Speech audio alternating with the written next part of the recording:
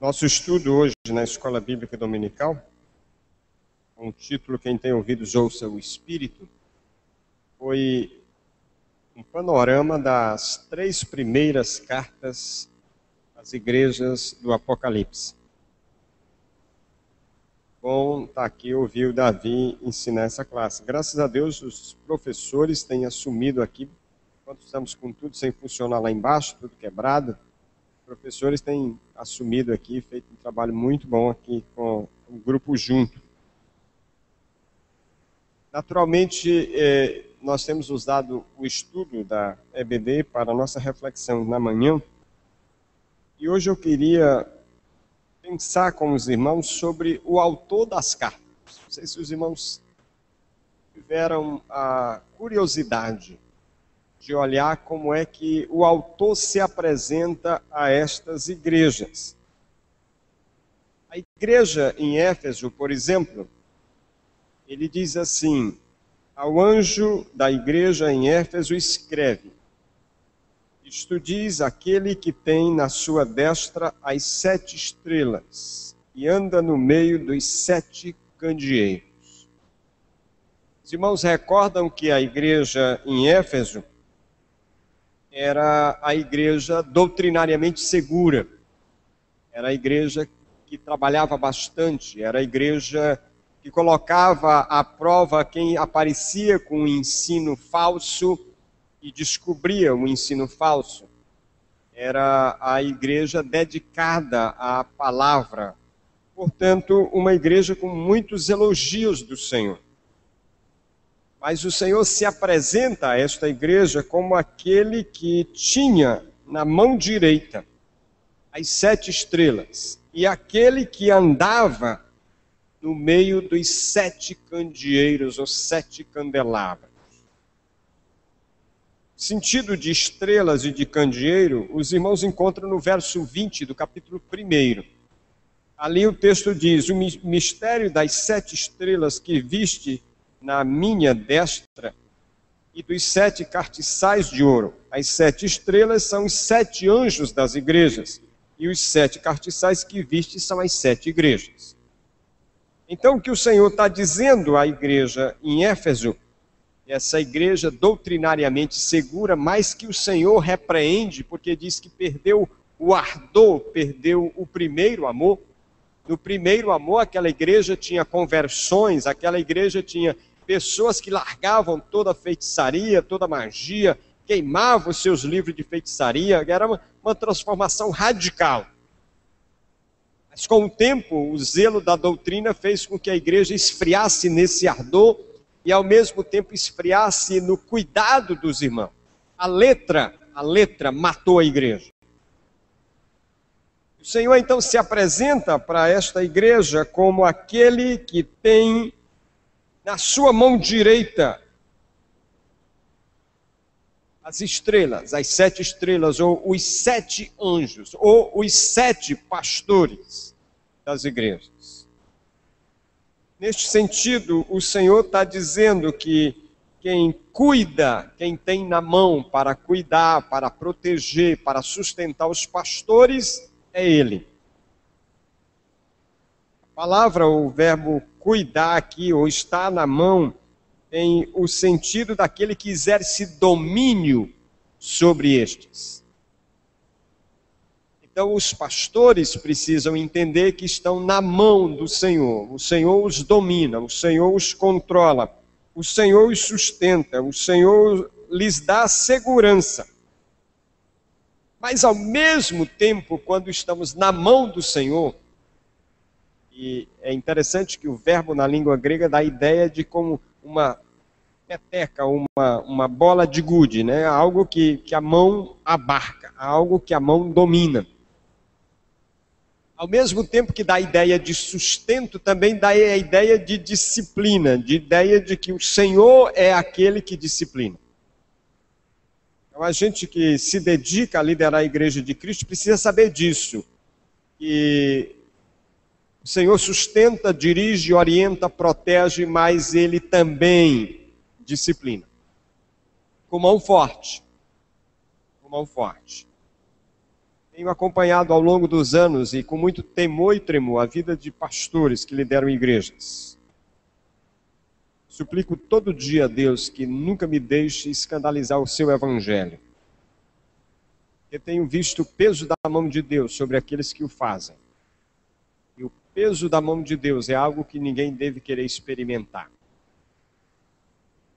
Por outro lado, o Senhor diz também aí, ele se apresenta à igreja como aquele que caminha, aquele que anda entre os candelabros, ou aquele que anda entre as igrejas, aquele que visita as igrejas, aquele que conhece as igrejas. Não há igreja que o Senhor esteja ausente. Pode até ser que a igreja seguisse sem o Senhor, mas o Senhor não estará ausente. Sua presença é permanente, ele anda, ele conhece a situação de cada igreja. É interessante que cada carta o Senhor menciona categoricamente o que é positivo e o que é negativo. Há uma igreja só que não tem repreensão e uma só que não tem elogio. O Senhor sabe de toda a situação. Ele conhece cada igreja, ele sabe o que acontece. Não adianta a gente pensar que vamos fazer as coisas nos bastidores. Não tem bastidor para o Senhor. Não tem bastidor para o Senhor. Esses dias alguém me ligou dizendo, pastor, mas como tem gente que fala. Pior que é triste, irmãos, tem mesmo. Tem gente que fala, tem gente que distorce, tem gente que espalha verdades. Mas o Senhor está dizendo, eu conheço, eu visito, eu ando no meio da igreja. Quando o Senhor diz que a igreja é candelabro, Ele está dizendo que ela apenas porta a luz, ela não é a luz. Geralmente usam nos casamentos aqui um candelabro de 3 velas. O comum é um candelabro de 7 velas. O candelabro só porta as velas.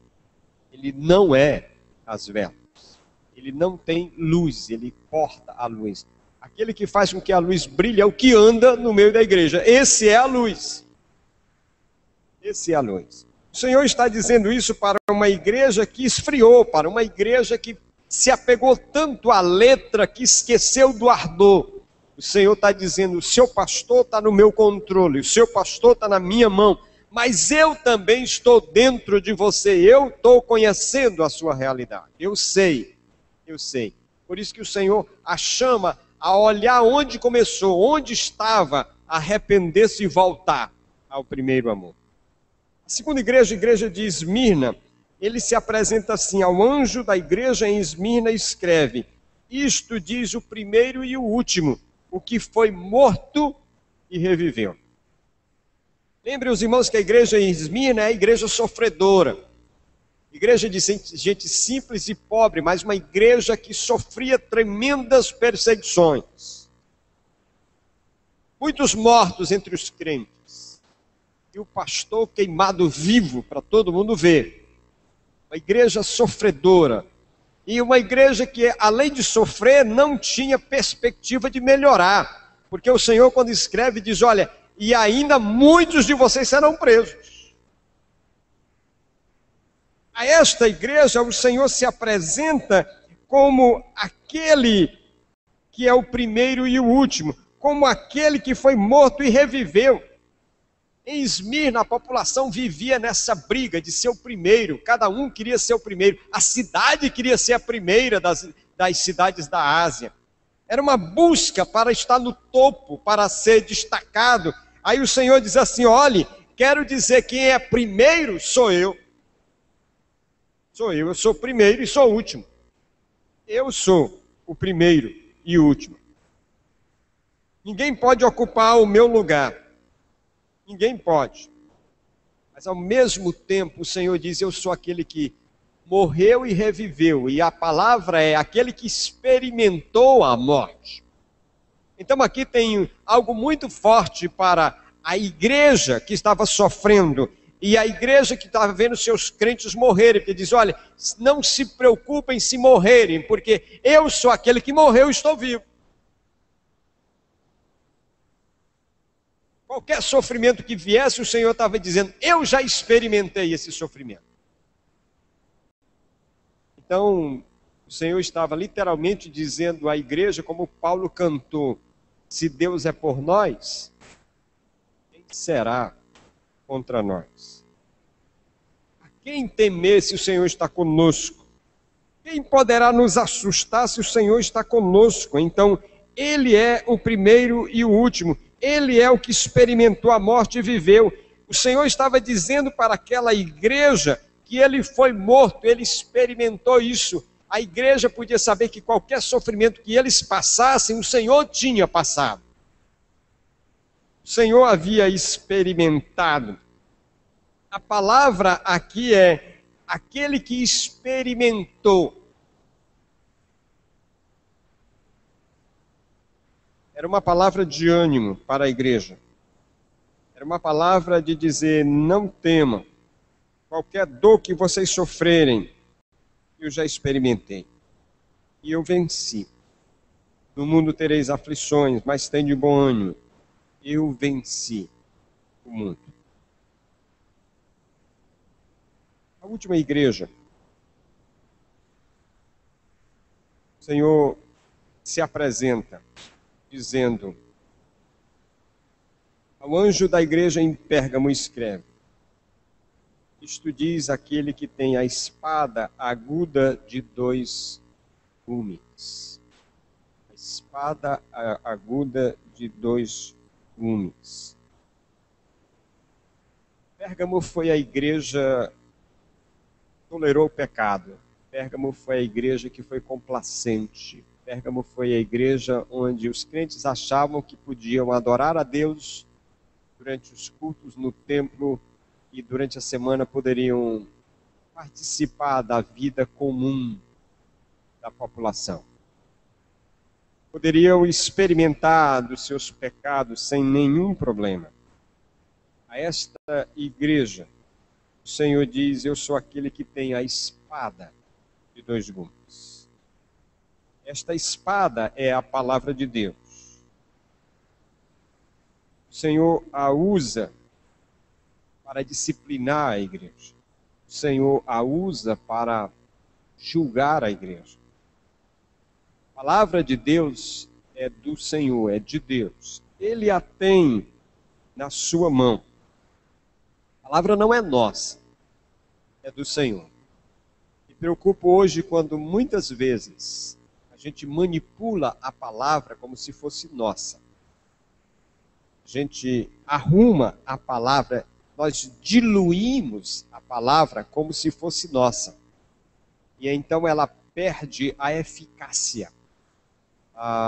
Sabe aquele leite que a gente comprava no interior, que o leiteiro vinha com aquele tambor grande lá, e a gente dizia leite puro, né? Isso aqui vem direto do peito da vaca.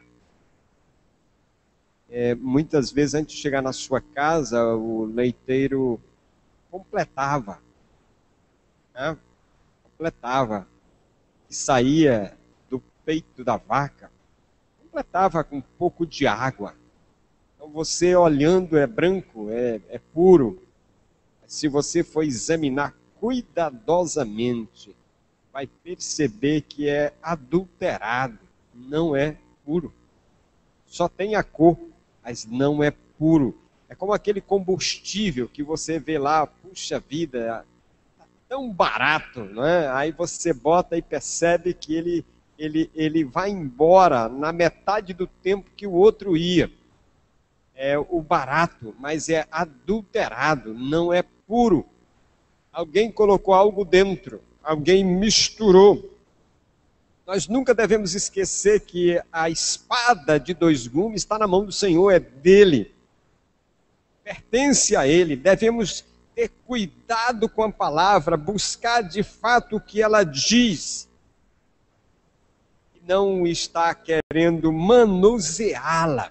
Quantas vezes usamos o tipo de desculpa: não, isso é para aquele tempo, não é para hoje. E aí damos um jeitinho, arrumamos, para que a consciência não nos acuse. Hebreus 4,12 diz que a palavra de Deus é espada de 2 gumes, é apta para discernir os pensamentos, as intenções do coração. e penetra até o mais profundo do ser, até a junção de juntas e medulas, alma e espírito. Então a palavra serve como guia, a palavra serve como baliza, a palavra serve como direção, a palavra serve como bússola. E é importante sabermos que o Senhor diz que dela não passará nenhum tio, nenhum jota. É importante sabermos que o Senhor diz que a sua palavra permanece para sempre. Ela não envelhece. Então, se eu tenho que ter zelo, eu tenho que ter zelo com uma coisa, com a palavra. João escreve na sua primeira epístola: eu vos escrevi, pais, porque conheceis aquele que existe desde o princípio. Eu vos escrevi, jovens, porque sois fortes, e a palavra de Deus permanece em vós. Palavra. Palavra. Os irmãos, atentem que cada igreja tem um problema. Cada igreja tem algo positivo. Mas para cada uma delas, o Senhor se apresenta como a solução. Para quem está frio, ele diz: eu sustento as estrelas e o candeeiro. O fogo eu sustento. Sou eu que sustento, na minha mão. Para aquela que está sofrendo, ele diz: vocês não sofreram o que eu sofri. Eu venci. Fui morto, estou vivo. Para aquela que manuseia a palavra displicentemente, ele diz: a palavra é minha e é espada de dois gumes. Corta indo, corta voltando. Corta de um lado, corta do outro. É minha. Está na minha mão. Está na minha mão. O Senhor é a resposta que precisamos para qualquer situação que estejamos a enfrentar. Que Ele nos abençoe.